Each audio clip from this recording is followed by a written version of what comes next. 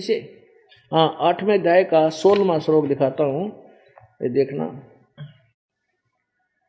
16वां श्लोक। हे अर्जुन, ब्रह्मलोक पर्यंत सब लोग पुनर्वर्ती में हैं।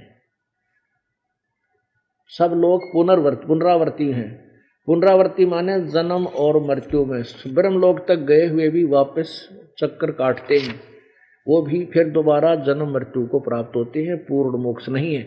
लेकिन ब्रह्मलोक की प्राप्ति वही करता है जिसने ओम नाम के जाप का और यज्ञ आदि अनुष्ठान बहुत ज्यादा किए हुए होते हैं। अंतिम सांस तक वही साधना करता है, अन्य कोई पूजा नहीं करता है, वो ब्रह्मलोक को प्राप्त होता है। और ब्रह्मलोक में गया हुआ फिर भी विनाश को प्राप्त होता है। इसलिए गीता जी अध्याय नंबर 18 के श्लोक नंबर 62 में कहा है कि तू सर्वभाव से उस परमेश्वर की शरण में जा अर्जुन, जिसकी कृपा से तू परम शांति और शाश्वत स्थान सतलोक को प्राप्त होगा। उस सनातन परम धाम अर्थात सतलोक को प्राप्त होगा, फिर तेरा जन्म मरण कभी नहीं होगा। अब ये दास ये सिद्ध करना चाहता है कि कबीर परमेश्वर जी ने ये कहा था साधारण सी भाषा में कि काल ने प्रतिज्ञा कर रखी है कि मैं किसी को किसी भी साधना से दर्शन नहीं दूंगा, ये मेरा अटल और घटिया नियम है। इसके लिए आपको गीता जी अध्याय नंबर 11 के श्लोक नंबर 47 आपने पढ़ लिया कि यो मेरा रूप है। अब फिर दिखाता हूं श्लोक नंबर 47। हे अर्जुन, अनुग्रह पूर्वक मैंने अपनी योग शक्ति के प्रभाव से यह मेरा परम तेजो में सबका आदि सीमा रहित विराट रूप तुझको दिखला दिया है, जिसे तेरे अतिरिक्त दूसरे किसी ने पहले नहीं देखा था। अब 48 में देखो। हे अर्जुन, मनुष्य लोक में इस प्रकार विश्व रूप वाला मैं न वेदों और यज्ञों के अध्ययन से, न दान से, न क्रियाओं से और न उग्र तपों से तेरे अतिरिक्त किसी दूसरे द्वारा देखा जा सकता हूं।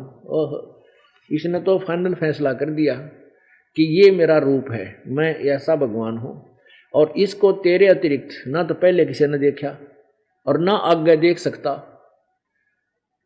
और ना मैं किसी वेदों में वर्णित विधि से यज्ञ आदि के करने से या किसी तप से, जप से, किसी क्रिया से मैं दर्शन नहीं दूंगा, मेरी कोई प्राप्ति नहीं हो सकती। इसलिए ऋषियों ने, महर्षियों ने वेदों से पढ़ा ओम नाम है प्रभु का, ओम नाम का जाप करते करते फिर समाधि का सहारा ले लेते हैं। जब समाधि शुरू हो जाती है, मेडिटेशन प्रारंभ हो जाता है, तो ओम नाम छूट जाता है, सिमरण समाप्त हो जाता है और उसका वो तप बन जाता है। वो समाधि लगाने से केवल तप बनता है और तप से राज्य प्राप्त होता है। स्वर्ग में भी मिल सकता है वो राज्य और पृथ्वी पर भी उसका कुछ अंश मिल सकता है, लेकिन फिर 84 लाख योनियां भी तैयार मिलेंगी। इससे कोई छुटकारा नहीं जीव का। ये कोई मतलब इसका कोई, इससे कोई ये परिणाम ठीक नहीं निकलता इनका। उद्देश्य पूरा नहीं होता मनुष्य जीवन का। मनुष्य जीवन का उद्देश्य जब पूरा होगा तब जब हम जन्म मृत्यु के कति इस रोग से समाप्त कर देंगे और सतलोक में सदा के लिए चले जाएंगे, वहां कभी फिर वापस नहीं आना होगा। वहां साकार शरीर है, साकार सारी चीजें हैं, जैसा ये लोक है ऐसा ही वो है, लेकिन इसके मटेरियल का अंतर है। एक तो मिट्टी की मूर्तियां बना रखी हो, एक सोने की बना रखी हो।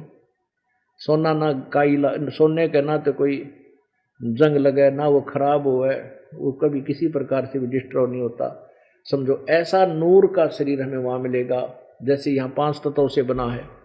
ये शरीर 5 तत्वों से बना है, लेकिन इसमें 5 तत्व कितने नहीं दिखते और आकार कुछ और ही बन गया, इसका स्वरूप कुछ और बना दिया।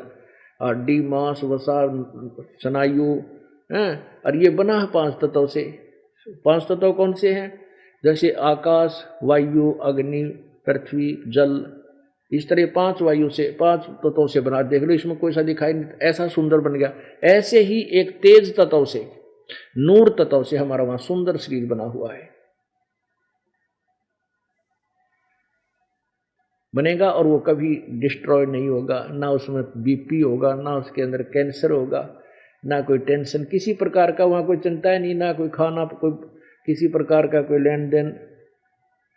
वहाँ तो भगवान की भक्ति और वहाँ कोई राग द्वेष नहीं है। बहुत ही आनंद, बहुत ही आनंद, आपस में बहुत ज़्यादा प्रेम। वहाँ मतलब देव रूप होकर के ये हंस वहाँ जाते हैं और वहाँ कोई किसी प्रकार का भी तो कष्ट नहीं है। तो ये क्या कहता है, इसने फाइनल फैसला कर दिया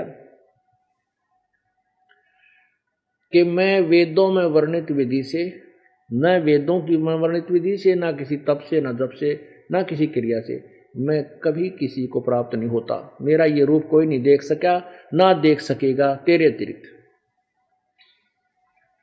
ये स्पष्ट किया है कि इसमें तो पहले कह दिया कि तेरे अतिरिक्त किसी ने नहीं देखा, तेरे अतिरिक्त किसी ने नहीं देखा था।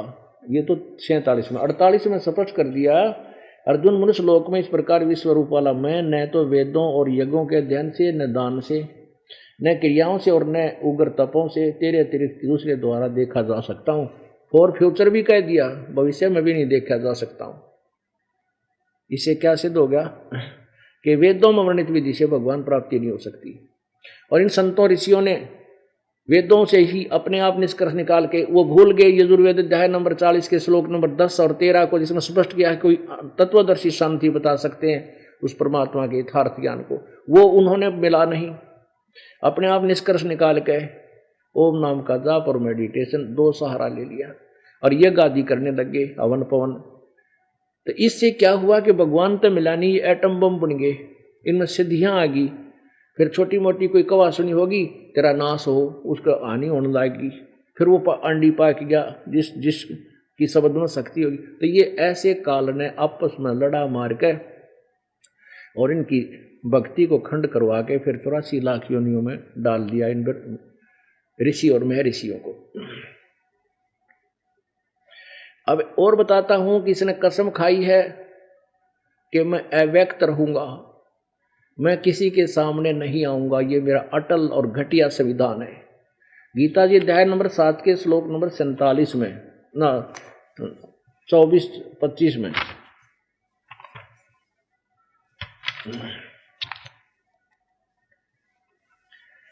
देखिए, अध्याय नंबर 7 और 24 नंबर श्लोक में क्या कहा है, ये बुद्धिहीन पुरुष मेरे अनुतम अविनाशी, अनुतम माने घटिया, अविनाशी परम भाव को न जानते हुए मन इंद्रियों से अव्यक्तम, अव्यक्त माने मुझ अव्यक्त को, ये अव्यक्त ही समझना चाहिए, मुझ अव्यक्त को जिन्होंने लिखा मन इंद्रियों से परे मुझ सच्चिदानंद घन परमात्मा को मनुष्य की भांति जन्म कर व्यक्ति भाव को प्राप्त हुआ मानते हैं। अब ये गीता ज्ञान दाता कह रहा है कि ये क्या कह रहा है कि ये मूर्ख लोग, बुद्धिहीन पुरुष मुझे कृष्ण मान रहे हैं। मैं कृष्ण नहीं हूं, मैं आम व्यक्ति की तरह मां किसी औरत से जन्म नहीं लेता, मैं अव्यक्त हूं। अव्यक्त माने छुपा हुआ, मन इंद्रियों से परे, यानी मुझे नहीं देख सकते तुम। मैं मुझ अव्यक्त को ये अव्यक्तम व्यक्ति मनुष्य कृष्ण मान रहे हैं, मैं कृष्ण नहीं हूं। नहीं, कृष्ण ये बात थोड़ा कहता मैं जन्म नहीं लेता हूं, तो उसको जन्म लिया है उसने, उसका माँ है, उसका पिता है, सामने खड़ा है, ये नहीं कह सकता मैं अब आया हूं। अब देखना, फिर देखो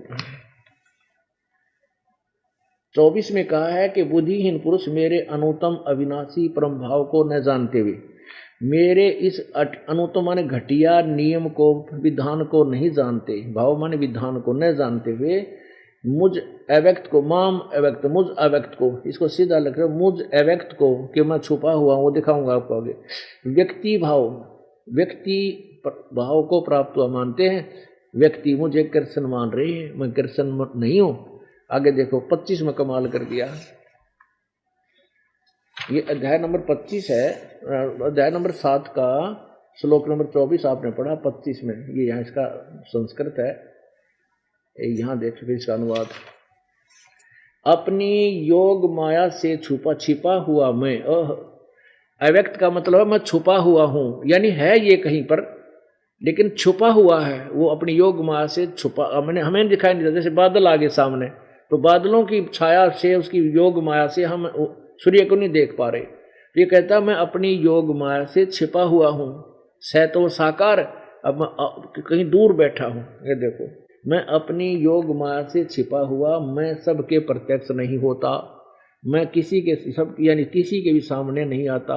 यह अज्ञानी सज्जन समुदाय मुझ जन्म रहित अविनाशी परमेश्वर को नहीं जानता, अर्थात मुझको जन्मने मरने वाला समझता। कहने का भाव ये है इसका। वैसे तो इसका सीधा सार्थ कुछ और है जो दास ने अनुवाद किया है गहरी नजर गीता में, लेकिन हम यहाँ केवल इतना सिद्धांत बताना चाहते हैं कि काल ने कसम खा रखी है, मैं कभी भी किसी को दर्शन नहीं दूंगा।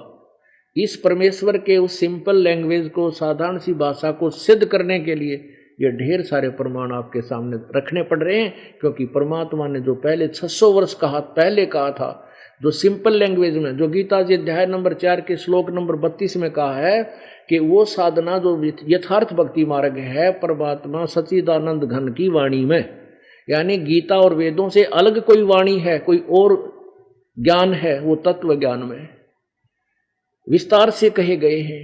उनको तो तत्वदर्शियों के पास जाकर समझ, चौथे जाएंगे 34वें श्लोक में, उनको दंडवत प्रणाम कर वो तत्वदर्शी संत तुझे परम पिता परमात्मा के विषय में जानकारी देंगे।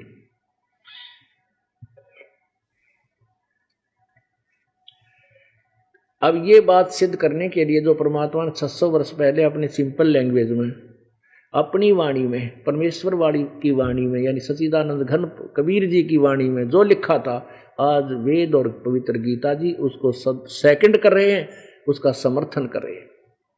इससे सिद्ध हुआ कि जो संस्कृत के ज्ञाता थे वो अविद्वान थे, जो केवल एक अक्षर ज्ञान जानते थे, उनको वेद और गीता के विषय में, पुराणों के विषय में कह का भी पता नहीं था, वो अविद्वान थे। और कबीर परमात्मा विद्वान थे। केवल एक भाषा के जानने मात्र से विद्वान नहीं हो जाता। अब ज्ञान से तात्पर्य है वही ज्ञान एक साधारण लैंग्वेज में हो। आपका एक बहुत सुंदर घड़ा रखा हो, कोरा घड़ा बिल्कुल चमकीला, उसके ऊपर चित्र चात्र सुंदर बना रखे हो, चित्रकारी कर रखी है, और उसमें जल है नहीं, उसमें जल है नहीं, और एक बूढ़ा सा घड़ा, यानी चित्रकारी भी उसकी खत्म हो रही हो, पुराना सा घड़ा हो, और उसमें शीतल जल भरा हो, आपको प्यास लगी है, तो आप किसको देखोगे?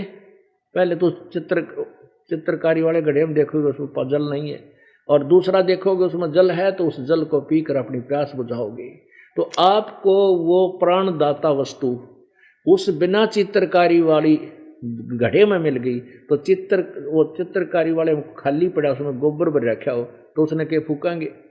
तो कहने का भाव यह कि संस्कृत भाषा के जानने वालों ने गीता और वेदों का नाम लेकर जो अपने द्वारा अनुभव लिख करके वो बुक बना दी, और उस पर लिख दिया ये वेदों के द्वारा के आधार से लिखा है, और उसमें भर रखा गोबर सारा डंगा, वेदों के विरुद्ध सोच है जिसकी लिखी हुई है, तो वो विद्वान थे या अविद्वान?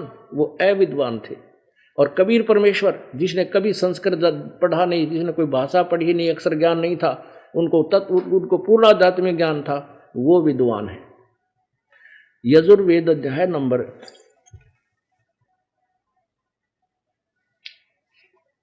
40 का श्लोक नंबर 13 दिखाऊंगा आपको।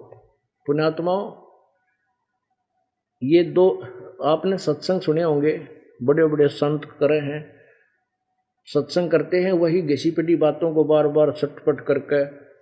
एक राजा था, उसका 2 लड़के थे, उसको एक मर गया, रानी भी नो हो गया, राज्य का राज चला गया, छोटा लड़का फिर राज मिल गया। देख परमात्मा की कृपा, अरे नाश हो गया, जो भगवान की गया था उनका सारा नाश हो लिया, और फिर राज मिल गया, कितने 10, 15, 20 वर्ष धक्के खा के उसी को। तो कहने का भाव ये है कि ये कथा तो निरी सुनने को आपको मिली, लेकिन ये मूल ज्ञान, तत्व ज्ञान से आप परिपूर्ण नहीं होगे, तब तक आप भक्ति में ना रुक सकते ना कर सकते, क्योंकि कोई ना कोई आपको भ्रमित कर डालेगा। तो ये दास चाहता है कि आपको इतना रंग दो इस रंग में कि आपके सामने ब्रह्मा विष्णु आकर भी अगर वार्ता करें तो वो फिट्टे मुंह होकर जाएंगे, आपके सामने बोल नहीं सकते, उनको ज्ञान ही नहीं है। अब ये शब्द जो दास कहता है, पहली बार तो खटकेंगे आपको, अगाचा मूर्खियो, संत ब्रह्मा विष्णु